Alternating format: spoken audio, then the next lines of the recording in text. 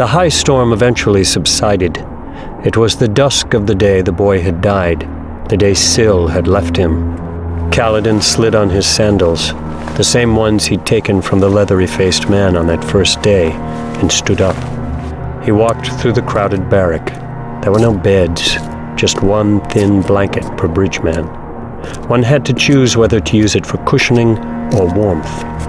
You could freeze, or you could ache. Those were a bridgeman's options, though several of the bridgemen had found a third use for the blankets. They wrapped them around their heads as if to block out sight, sound, and smell, to hide from the world. The world would find them anyway. It was good at these kinds of games. Rain fell in sheets outside, the wind still stiff. Flashes lit the western horizon where the center of the storm flew onward. This was an hour or so before the riddance, and was as early as one would want to go out in a high storm. Well, one never wanted to go out in a high storm, but this was about as early as it was safe to go out. The lightning had passed, the winds were manageable. He passed through the dim lumberyard, hunched against the wind. Branches lay scattered about like bones in a white spine's lair. Leaves were plastered by rainwater to the rough sides of barracks. Waves of icy rain blew across him, wetting his hair, dripping down his face and into his scruffy beard. He hated having a beard, particularly the way the whiskers itched at the corners of his mouth. Beards were like axhound pups.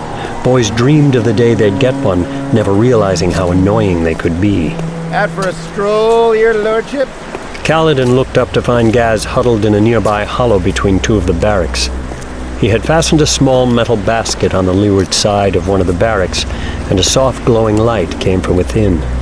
He left his spears out in the storm, then had come out early to retrieve them.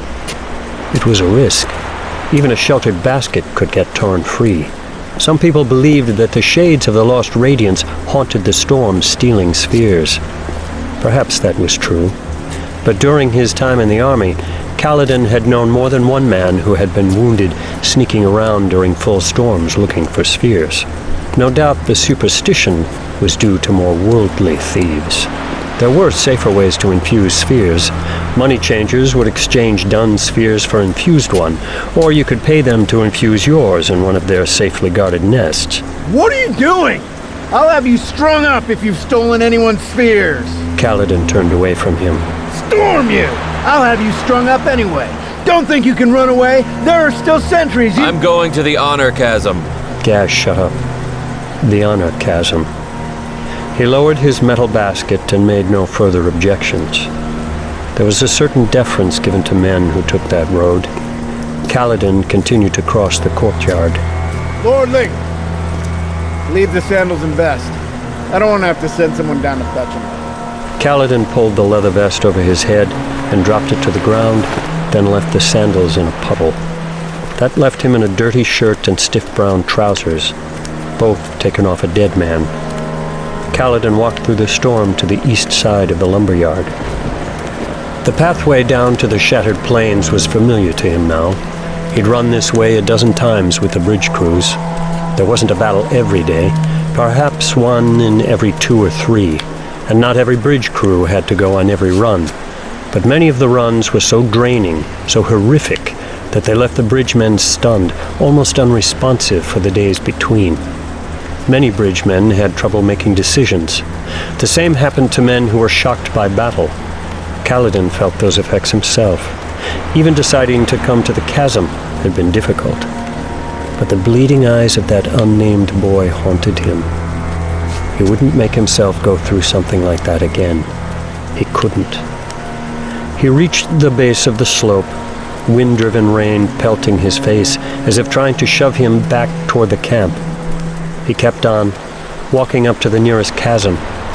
The honor chasm, the bridgemen called it, for it was the place where they could make the one decision left to them, the honorable decision: death. They weren't natural, these chasms. This one started narrow, but as it ran toward the east, it grew wider and deeper, incredibly quickly. At only 10 feet long, the crack was already wide enough that it would be difficult to jump. A group of 6 rope ladders with wooden rungs hung there, affixed to spikes in the rock, used by bridgemen sent down to salvage from corpses that had fallen into the chasms during bridge runs. Kaladin looked out over the plains. He couldn't see much through the darkness and rain. No, this place isn't natural. The land had been broken, and now it broke the people who came to it. Kaladin walked past the ladders, a little farther along the edge of the chasm. Then he sat down, legs over the side, looking down as the rain fell around him, the droplets plunging into the dark depths. To his sides, the more adventurous Kremlings had already left their lairs, scuttling about, feeding on plants that lapped up the rainwater. Liren had once explained that high storm rains were rich with nutrients. Storm wardens in Kalinar and Vedanar had proven that plants given stormwater did better than those given lake or river water.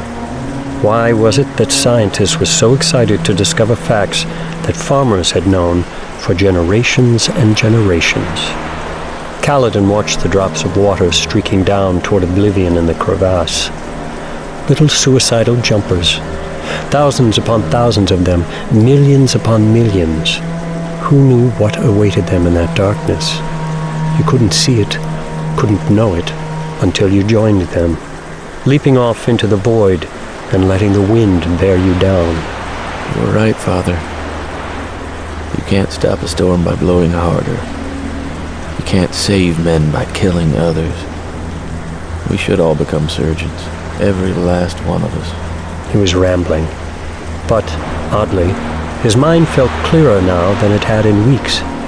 Perhaps it was the clarity of perspective. Most men spent their entire lives wondering about the future.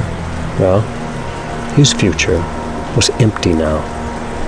So he turned backward, thinking about his father, about Tian, about decisions.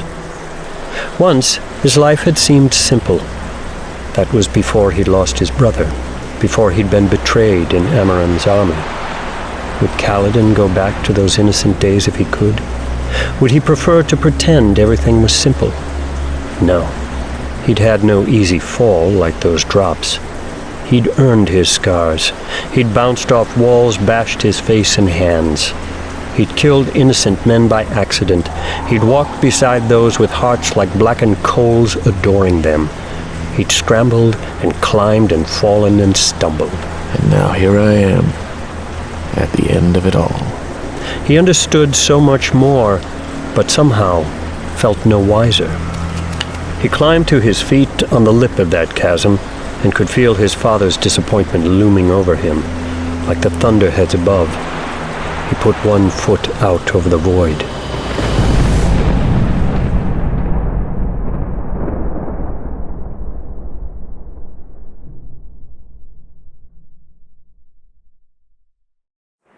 Kaladin! He froze at the voice.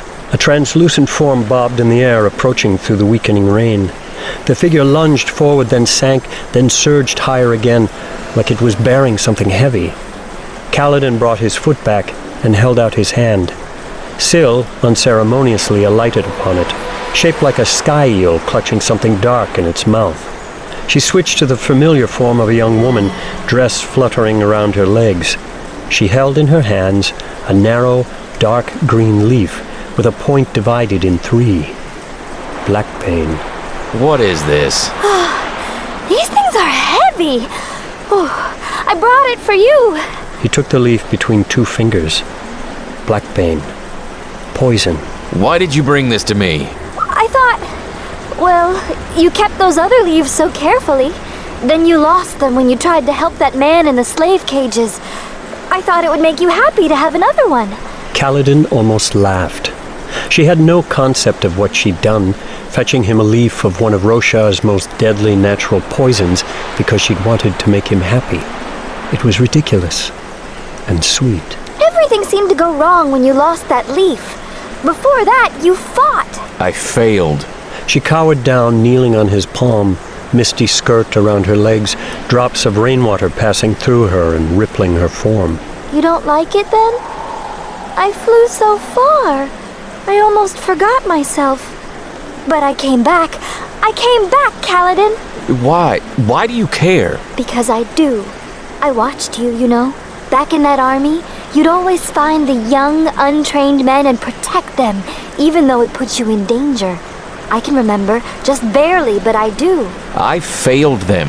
They're dead now. They would have died more quickly without you. You made it so they had a family in the army. I remember their gratitude. It's what drew me in the first place. You helped them. No. Everything I touch withers and dies. Those men in the bridge crew, you could help them. Too late. It's too late. I failed. They're dead. They're all going to die, and there's no way out. What is one more try, then?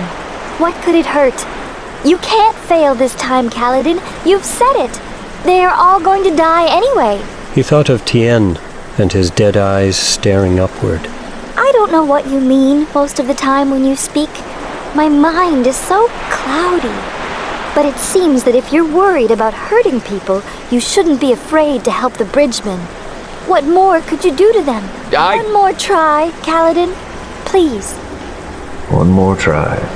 The men huddled in the barrack with barely a blanket to call their own, frightened of the storm, frightened of each other, frightened of what the next day would bring. One more try. He thought of himself, crying at the death of a boy he hadn't known, a boy he hadn't even tried to help. One more try. Kaladin opened his eyes. He was cold and wet, but he felt a tiny, warm candle flame of determination come alight inside him. He clenched his hand, crushing the blackbane leaf inside, then dropped it over the side of the chasm.